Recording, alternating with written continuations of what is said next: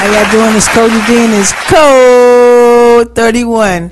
Thank you guys for tuning in. It's going to be a great show tonight. I am honored and privileged to have this young man here. But before I introduce him, I want to say thank you to my sponsors, Shirt Kings for the Hip Hop 50th Anniversary T-shirt that I'm rocking tonight. Also, my adopted sister who has sponsored this podcast, not only for this month, for next month. So shout out to my sister for sponsoring the show. Okay? No doubt. Without the sponsors, doesn't happen. Yes. But tonight I have a very special guest. Introduce yourself, young man. Rock'n'Roll Hall of Famer E-Love, PE logo, #1 logo in hip hop. Happy 50th. Let's go. I never knew that. Listen. Speaking of the PE logo, is that on the cover of Code 31 Media Magazine? It's right there. Yeah, see the logo behind us. Shout out to Chuck D for being on the cover of our magazine. Chuck. And E-Love will be on the cover of our magazine because we are going to be family now. We're going to be doing a lot of things together, but let's take it back to the beginning. But before we take it back to the beginning, how does it feel to say Rock and Roll Hall of Famer? It's an incredible moment, incredible event. It's been an incredible 40 years, and happy 50th to everybody celebrating 50. All right, now let's take it back to the beginning. Taking it back. When you were a young man, young boy, growing up in Queens? Farmers Boulevard, St. Albans, Queens, no doubt. So, back then, can you even imagine what your life would have been like now, back then? Is this something that you inspired to do? At that time, we were just trying to get a record deal and get the song on the radio and meet some girls and have some pizza. It was. We knew nothing about chasing bags and accomplishing huge goals and things like that. We was just trying to get on the radio, and do shows, and make a little bit of money, and floss out in Jamaica Ave. Yes. That's it. So you had said on another podcast about your life being changed at 8 years old. Take us back to that time. 8 years old, I had two neighbors, a black chick and a white chick. They lived together, saw them daily, and I stopped them. What do you guys do? You guys keep odd hours. They were TV producers. They were working on a show called Wonderama. So it was a kids show. It was the only live TV show for kids at that time. So they gave me one ticket. Then I said, I need two more from two of my other sisters. So they gave us 3 tickets. They brought us down to the show. When we walked on the set, I'm like, hold up, I know that voice. That's Bob McAllister. Yes. That's the host of Wonderama. That's my favorite show. Yes. I ran away from the pack, ran over to Bob, shook his hand. Bob, I love you as a host. You're the best host in TV. Keep up the good work. He said, hey, hold up, what are you doing here? I said, I'm here to win something. I'll be over here. He said, I'm going to definitely call you. And after 5, 6 kids in, he called me, came down, won the prize because I answered the question correctly. What was the name of the bird on Sesame Street? It was Big Bird. And next thing you know, I'm riding home with my magic hat. Next day in school, everybody saw me on TV because of the live show. And my teacher said, my kids want to come and meet you because they don't believe you're in my class. So I was famous for a week. Girls was buying me snacks. They were carrying my books. And all of a sudden, I was the best and favorite student of my teacher. And I'm like, hey, hold up. I was just in the dean's office like 5 days ago. How am I now your favorite student? That was the power of marketing and the power of TV. That moment just changed my life. Okay, and then where do we go from there? What's the next step from there? Moved to Queens. Started snowing crazy one day. Wait, you said you moved to Queens? We moved to Queens. I was living in the Bronx at that point. Okay, you was living at the Bronx at that point. I was living in the South Bronx, 176 in Concourse. Okay. And at that point in time, moved to Queens, and it snowed crazy. I said, hey, guys, let's go to the rich part of town, make some money shoveling snow. So I went to my 2 normal homes and made some good money. I said, hey, you know what? I have an idea. Let me call my friend to come and pick me up. He came. His brother came and picked me up. Went to the hardware store, bought a snowblower, came back, won the contest, and I made more money than every other kid. And how old were you then? He was 12 years old. 12 years old. Already a marketing genius back then. And then where did we move on from there? Moved on from there. I had a bunch of equipment that I bought, including a mini bike, and kids always wanted to come over and use the turntables on the mini bike. That was $5 for one ride around the block. Oh my God! So you had a whole marketing plan. Absolutely, no doubt about it.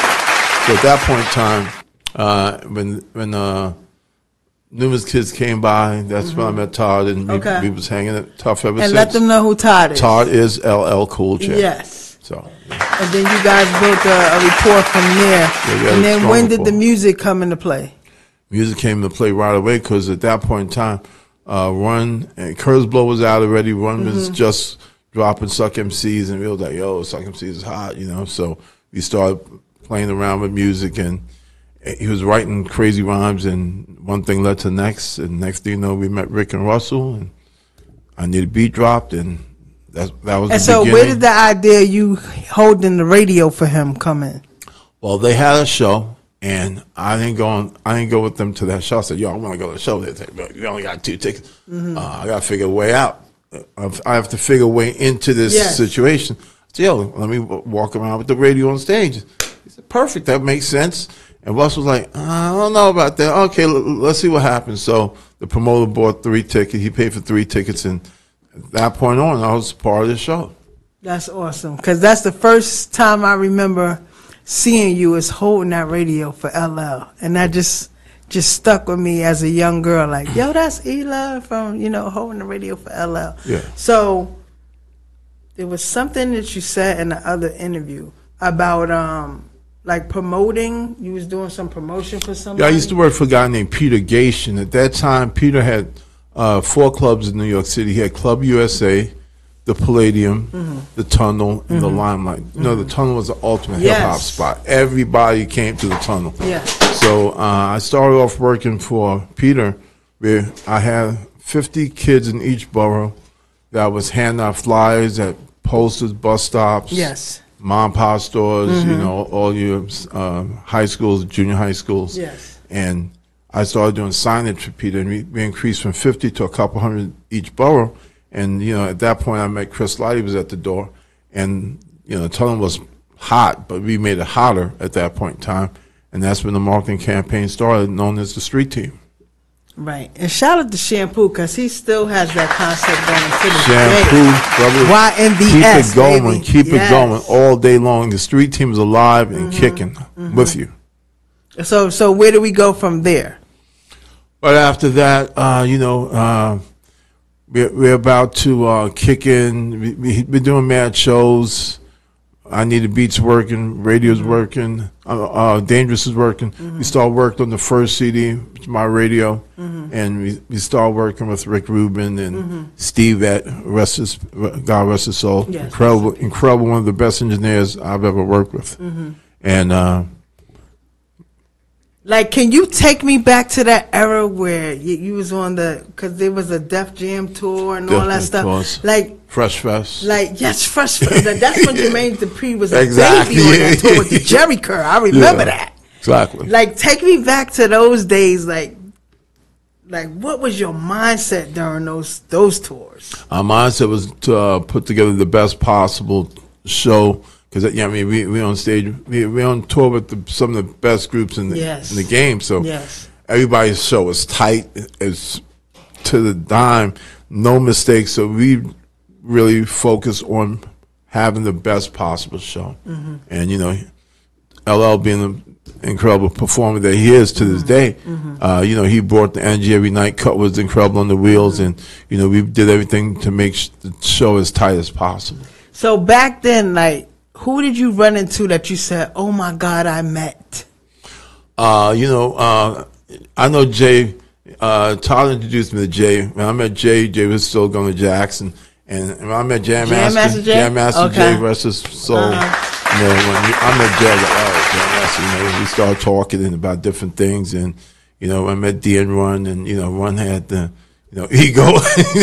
He was all like, "Oh, I'm DJ Run."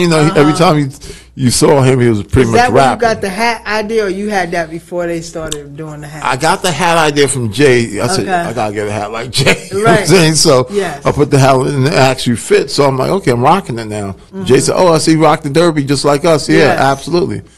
So I got the idea from Jay, and D. And is there anything that you got from Jam Master Jay that nobody knows about that you could share with us? Jay was always a positive brother. He always told me, "Hey, E, you know what? People are gonna knock you for what you do. Just keep believing in what you do, and never let anybody tell you that you can't do something. Stick to it. Even if you fail once, come back. Stay with the plan. If you got a plan, just stick with it. Stick with your crew, and just keep it real with everybody. Keep it real with yourself. Yes. At the end of the day." Yes. So he gave me some great advice, and yeah. Is there anybody that you met back in those days that you still like have a great rapport, a great relationship with that keeps just feeding you like jewels to this day? Oh, Flav is my man. I mean, me and Flav, we go way back. I mean, we had some incredible moments. Flav and the DLC. DLC is a real good friend of mine. And to this day, me and Flav, you know, we'll go bowling with the kids and just hang out, kick back and just, you know, talk about life as a whole. Because when I met him, he had no kids. Now he has several kids. So. Yes, a lot. A lot. At least 8 or 9. At least eight Actually, kids. I met his oldest son, Will. He's amazing. Okay, so shout out to his oldest son. Shout out to the whole family. Absolutely. I got to see him running by at Mill Pond Park when they were in town. Oh, okay, but gotcha. there was a young lady with him, you know, pushing him out. You know, Yeah. I wanted to say hello or take Okay. a picture, but maybe when he's with you or something. Oh, yeah, Flav. Because I would love to get a picture with Chuck. And, Oh, Flav that's all day, no doubts about it, yes. for sure. So, life with LL, and then life after LL. Talk about it. After or with? After? You could talk about, you know, with you did all the concerts and stuff that you just said, and then life after. Well, life after, like around 89, you know, I got shot 8 times over by South Jamaica by this club Scene right off of Guy Broom in Baisley. Now it's Checkers. So what led to that? I'm getting out of my car with 2 of my dudes, and 3 guys just roll up on me out of nowhere, and they were like, "Yo, run your shit." Guns is drawn. Wow. I was like, "Whoa!" And then the shots just all rang out. And So they shot you up and they didn't take nothing. They tried to. My jewelry came off. Some of it stayed. Some of it came off, and it was. I mean, it was a free fall at that point. Well, by the grace of God, you made it. Yeah, in the hospital 3 years. Yeah. You was in the hospital for 3 years. years? Yeah. I was in the hospital a year and a half. I came out, had a double barrel colostomy. Wow. Yeah, they wanted to wait till my intestines heal to see if. What hospital were you? I was in Mary Immaculate at the time. Wow, it ain't even in existence. It's not even in anymore. existence. It's a condo Yes. complex now, you know. So. Hopefully that was a good hospital back when you was in there. It was a great hospital. I'm sitting here to talk about it. Right. So, I mean, they did me right. 8 times he got shot in 89. Oh, my God. Yeah, it was real. It's real. Yeah. Did they ever find the people? 2 of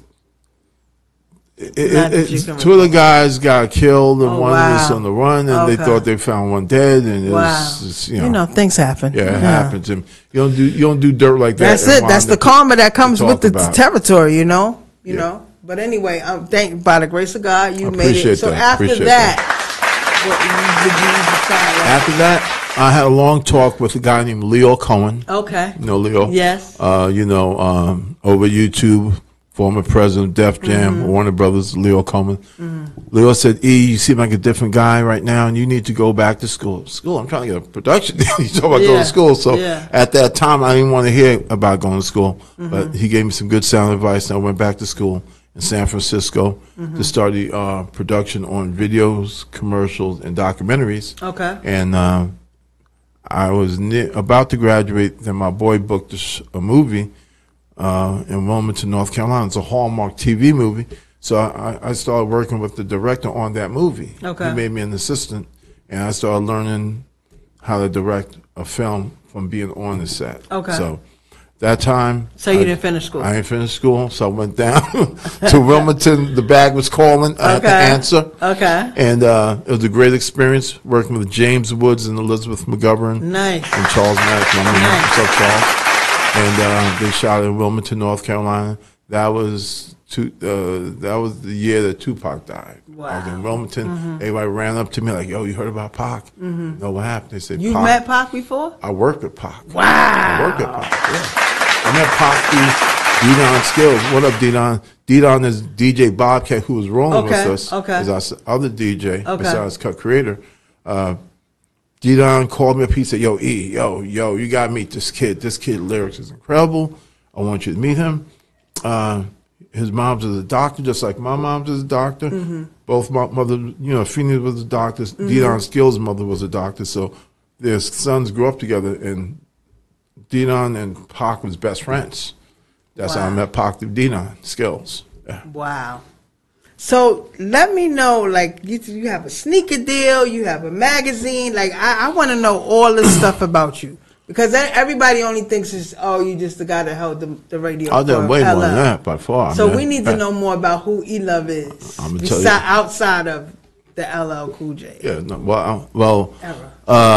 2000, around, after I got off that movie, I started doing different projects as far as directing, commercials and videos and stuff like that. And I started a company called, I started working with Ski TV. Okay. We had locked in NBA All-Star Weekend 2007. Okay. That was one of the first times where we had over 1 billion views in 3 days. Nice. We had like 13, 14 parties during NBA All-Star Weekend 2007 in Vegas. That was the first and only time All-Star game has ever been in Vegas, because Vegas has no basketball. Yeah. Well, now they got the Aces, the girls. Now they got the girls. I heard the guys are coming in a couple years. Okay.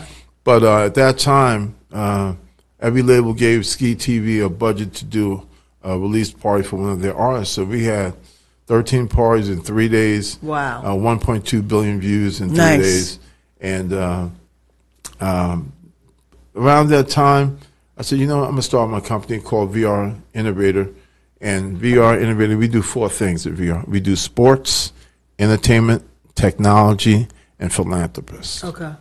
On the sports side, we have a brand called SEA, S-E-Y-A, leaving negativity and my competition behind. SEA, right? That's the name of the shoe. So we have a shoe coming out for basketball players, from Pop Warner to the pros, basketball, baseball, football. We have cleats for soccer, baseball, and football. And then we have a basketball shoe for male and female. We have several players in the NBA right now that's going to be wearing our shoe within the next 2 years. And Code 31 Media, we're going to be sponsoring us. We got you. We got you on that shoe. No doubts about it. Yes, no doubts sir. about it. And I do clothing, so if y'all need me to design something, let me know. Yeah, we got apparel coming, the whole nine. Nice. We have 2 video games. Nice. We have a driving game called Fearless D. Yes. And we have a boxing game called In That Corner. Nice. The theme song was done by Chuck D of P. Amazing. He played it for me earlier, guys. Y'all are in for a treat when this is getting released. I'm telling y'all. It's a banger. It's a banger. It's a Shout banger, out to no Chuck doubt. D. Shout out Speaking to of Chuck D. Shout out. He's on the cover of Code 31 Right Media there. Magazine. Y'all see it. Right there. Y'all see it. I know what I be doing, guys. I know what I be doing. So shout out to Chuck D. Yeah. Shout out to KRS-One. Shout out to the ladies from the first. What is it? My girls from TikTok. No, Fine Wine and Good Times podcast. Shout out to them. They on the cover also. Rest in peace to Tracy Brown. She passed away in May. My condolences. I'm just, you know what I'm saying? I was trying to show them love. They came on my show. It was one of their first interviews ever. And I wanted to surprise them with the cover. And then I found out 2 months later that she's gone. But I already had the cover done in April. So that told me, you can't wait on anything. Yeah, you got to get it today. done now. I'm all about today. Tomorrow is not promised. The rest tomorrow of today is not promised. Yes. Right. Yeah. So you say you have some athletes in the NBA that are. We have several players that's going to be wearing our shoe within the next year and a half to 2 years. Okay. We have a couple college players. Okay. We have 1 or 2 high school players that we're dealing with on the football, baseball, basketball side. So 2014, I got kind of burnt out with America. Okay. I just decided I wanted to move to Japan. Everybody's like, Japan? It's like most people normally move to Atlanta or Florida or Texas, but I took it to Japan because at that time my partner, she was the lead composer for one of the top games called Metal Gear Solid. It's a PlayStation game distributed by Sony. They sold about 75, 80 million games. Okay. And when I moved to Japan to pursue my video game side, we made a trailer. shopped it around, got a bite from this company. They said, "Yo, we're gonna give you guys a deal. Yeah, we're gonna fund you. We're gonna fund your seed round of your company." Yes, great. Psh, just what I wanted to hear. So they funded us. They funded our seed round, and when they funded the seed round, they said, "Wow, now that you got this money, what you gonna do?" I said, "Well, we're gonna bring Stan Lee, Jeremy Renner. We're gonna do the first Tokyo International Comic Con." They said, "Stan Lee will never come here." I said, "What do you mean?" They said, "We've been trying to get a home for him. He never calls back."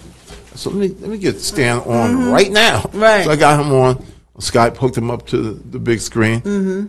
I cut the deal on the spot. I had Stan there, Jeremy Renner, Rest in middle peace of to Stan December. Lee. Rest in peace, Stan, Yes. the greatest. Yes. Great accomplishment. You really like had major connections with major people in the industry, and it's kind of like a secret because I would never know all the stuff about you. You know what I mean? So from there, you did what? We did the first Tokyo International Comic Con. We had 500,000 people there at a 3-day event. It was the first one ever in Tokyo. Right after that, they flew me to China.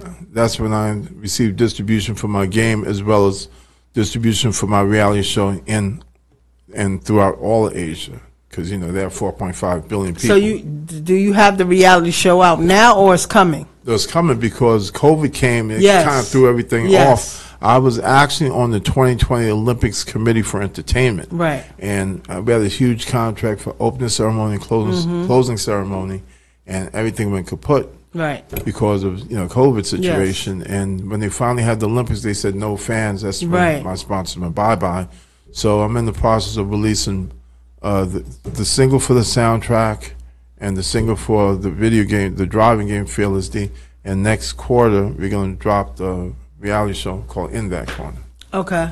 And In That Corner, what does that entail?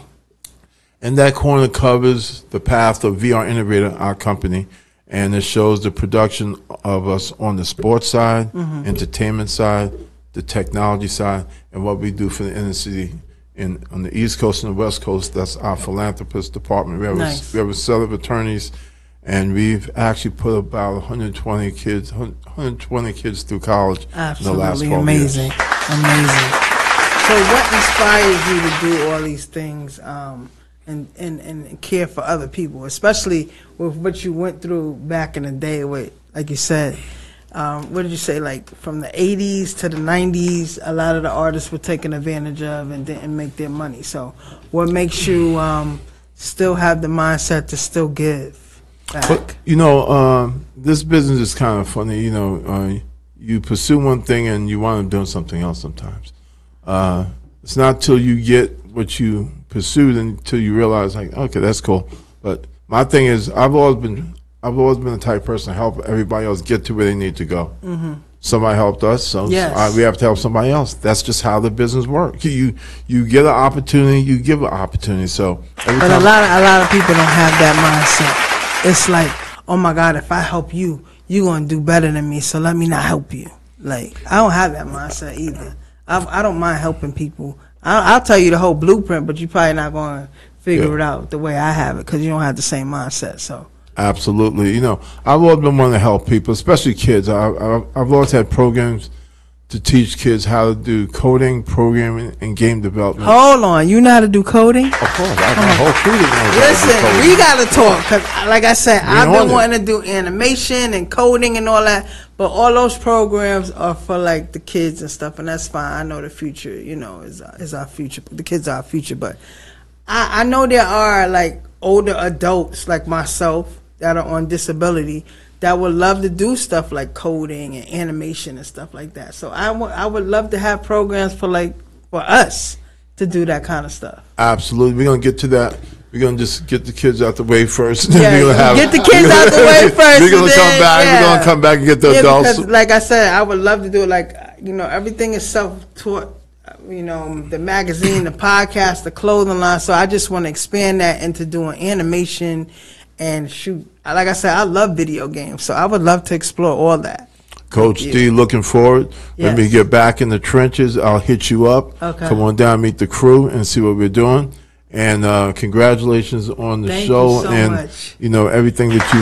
Yeah. Let me tell you something. I want to thank E-Love because he's on the road. He doesn't live out here. So where was you at last night? I was in Baltimore. He was in night. Baltimore last night. 2 nights He's ago, here tonight, and then you got to go where tomorrow? I'm probably going to go out to Park City, Utah. Tomorrow, check out So this D. man is on the road, and he took the time out. Let me show y'all TikTok. He took the time out to come to New York to be on my show. So that means a lot to me, E-Love. So anything that I can do to help the team, because now I'm going to be with you on your team. Absolutely. You let me know.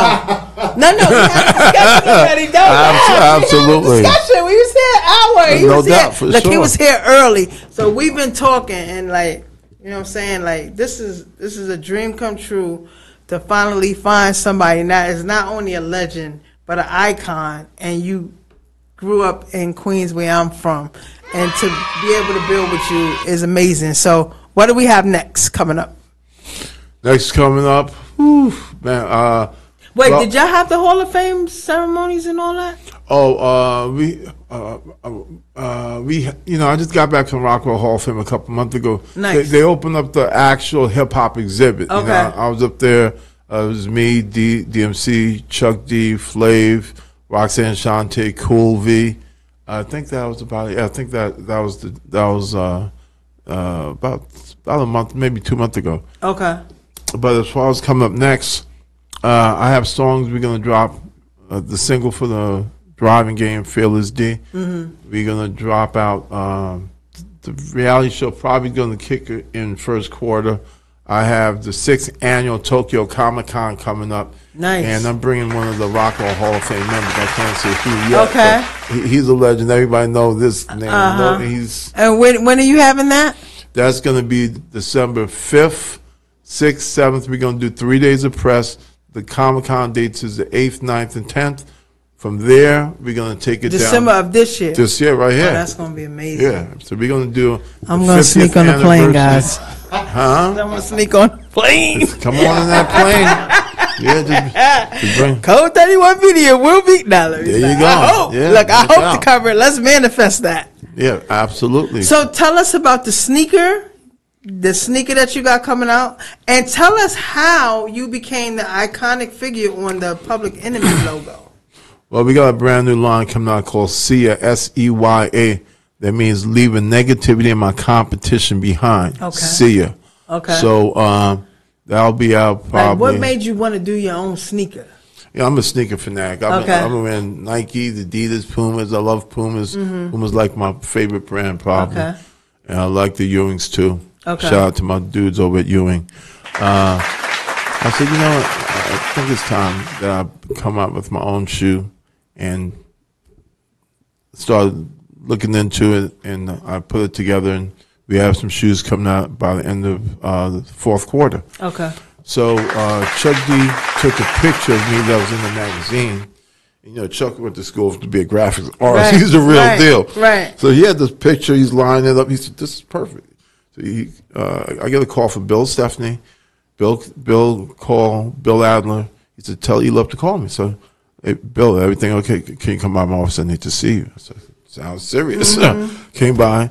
He said, "You know, Chuck saw this picture of you, and we want to pay you to use your likeness to be the logo of Public Enemy."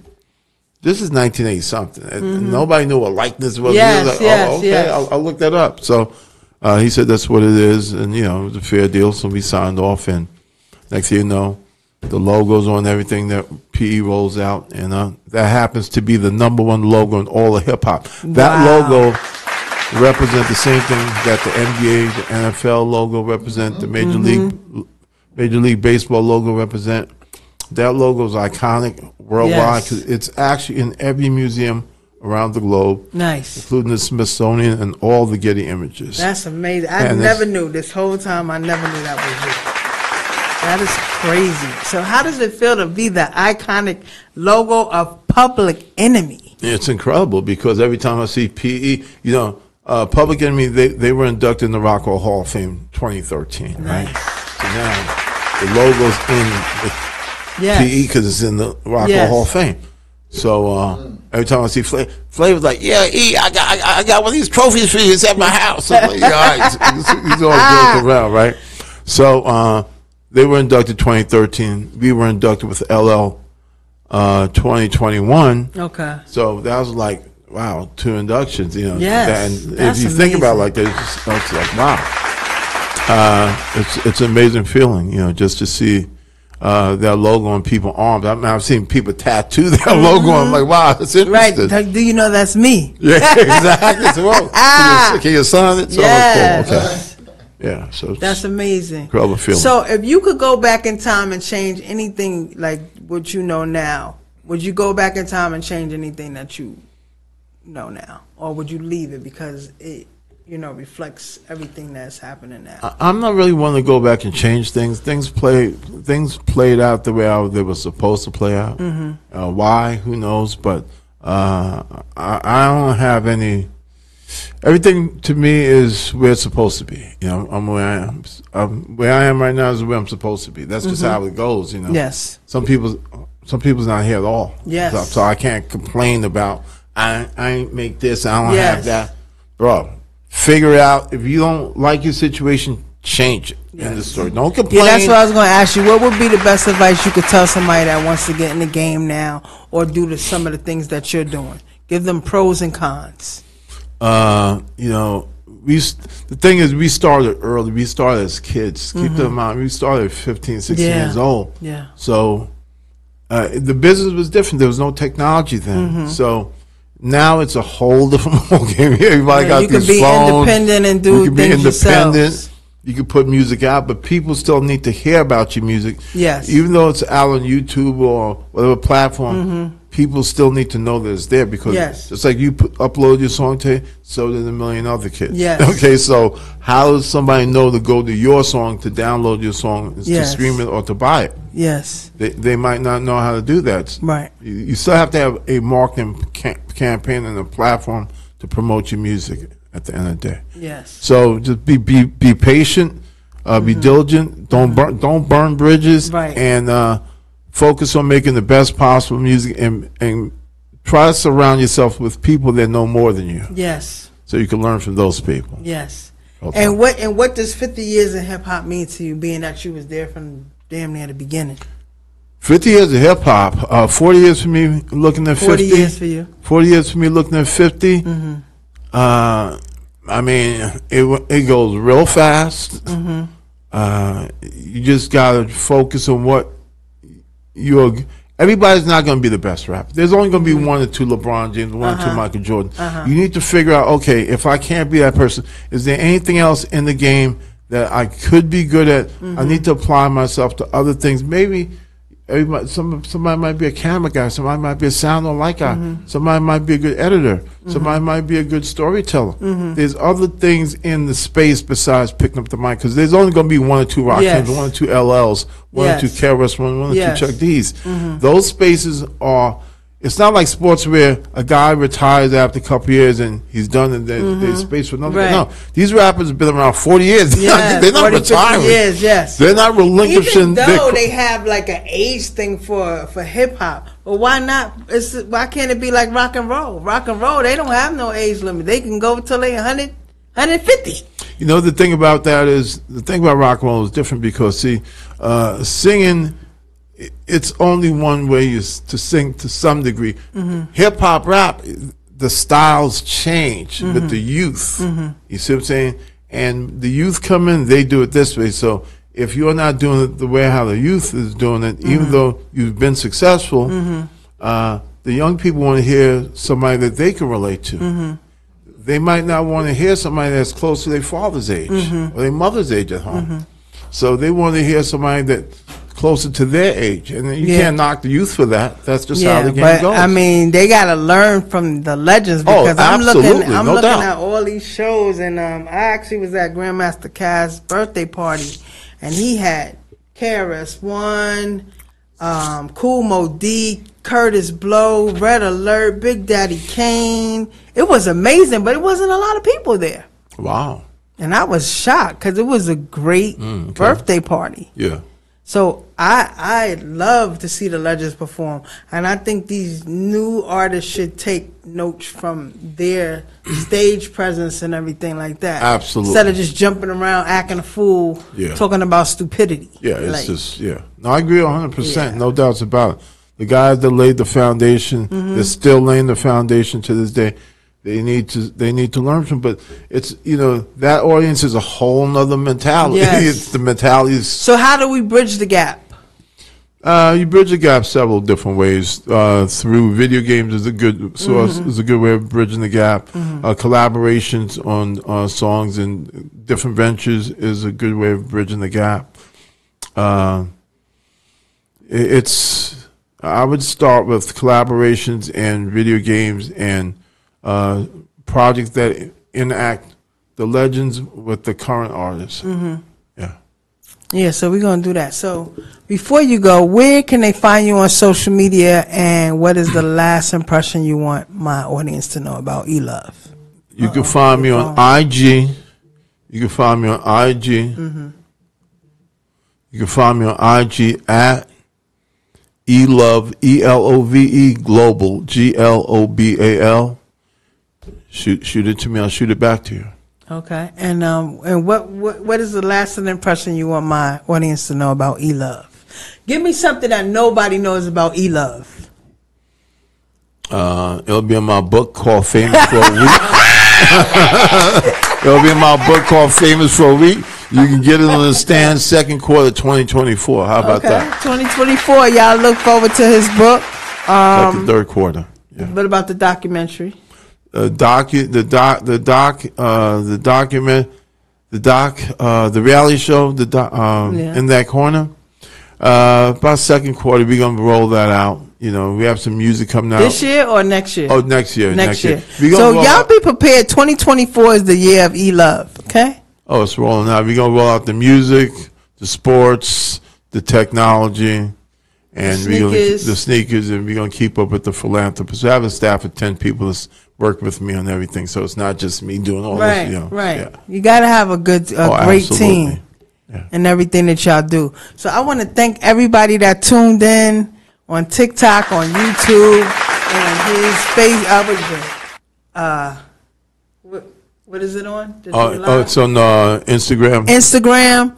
I want to thank everybody for tuning in to Code 31 Media TV podcast. We will be back next week. Again, thank you to my sponsors, Shirt Kings. They will be in the building next week. And I appreciate everybody for tuning in. It's Coach D and it's Code 31. You can follow me at Code 31 Media TV podcast on YouTube, Code 31 Media, Code 31 Mag on Instagram, and I'm on TikTok, Code 31 Media. It's Coach D and it's Code 31. And we appreciate you, E-Love, for being here tonight with us. And y'all tune in. We're going to be building from this point forth. It's Coach D and it's Code 31. Y'all have a good night. Peace out. E-Love. Sign up.